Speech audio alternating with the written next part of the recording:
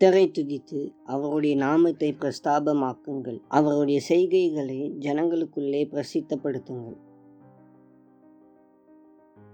நீங்கள் எவ்வளவு அதிகமாய் மற்றவர்களுக்கு உதவி செய்கிறீர்கள் என்பதல்ல, நீங்கள் செய்யும் காரியங்களை எவ்வளவு அன்புடன் செய்கிறீர்கள் என்பதுதான் முக்கியம். அன்பின் பரலோக தகப்பனே, இரக்கமும் தயவும் உள்ளவரே, உம்மை துதிக்கிறோம். நாங்கள் செய்யும் எல்லாவற்றையும் அன்புடனும் இரக்கத்துடனும் செய்ய எங்களுக்கு கிருபை தாரும்.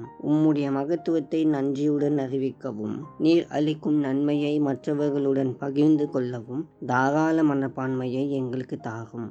அதன் மூலம் உம்முடைய நாம மகிமைப்பட எங்களை அர்ப்பணிக்கிறோம். நீர் எங்களை நேசித்து எங்கள் மீது அக்கறையுள்ள தேவனாக இருப்பதற்காக உமக்கு நன்றிகளை செலுத்துகிறோம். இயேசுவின் மூலம் ஜெபிக்கிறோம் பிதாவே, ஆமேன்.